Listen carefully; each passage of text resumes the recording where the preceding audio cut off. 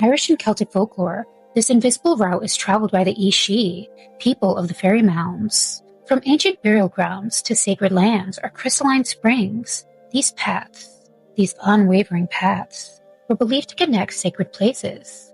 Folklorist W.Y. Evan Wentz documented accounts in his 1911 work, The Fairy Faith in Celtic Countries, recording the widespread belief that interfering with these routes could bring misfortune. One of the strangest aspects of the fairy path was the gravity of it. Builders wouldn't touch a single tool until seeing the wise woman. Others left stones on the sites of future homes overnight. If by morning they were disturbed, construction would stop. Of course, there were the few that accidentally blocked a fairy path. They would be wise to align the front and back doors with the road, so fairy folk may pass during the night. Anthropological accounts across County Clare documented a local superstition that no structure should be built on the western side of certain homes, because fairies pass there. Researchers noted that entire communities would follow this custom. Imagine that, building your life around a road no one else can see.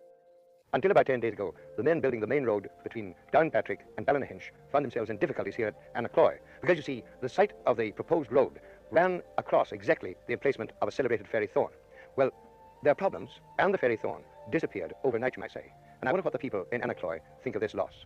Fairy paths go beyond the Dark Ages. In fact, the Irish Folklore Commission spent decades collecting first-hand accounts from the community. Again and again, researchers encountered similar claims of what followed after building a home on the path. Years of misfortune, family illness, livestock sick and dying, crops failing, and financial woes. What happens to people who cut down fairy thorns?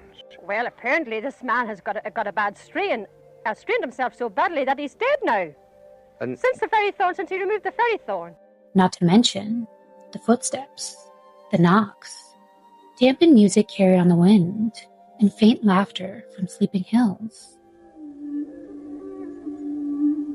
I'm sure many could explain these experiences away, but what fascinated folklorists was the consistency, that even in recent decades, fairy paths and forts continue to influence planning and decisions. Much like the experiences from Irish storyteller and folklorist Eddie Lanahan, there it stood, a hawthorn tree, an awkward complication for a roadway project, especially because of the local lore.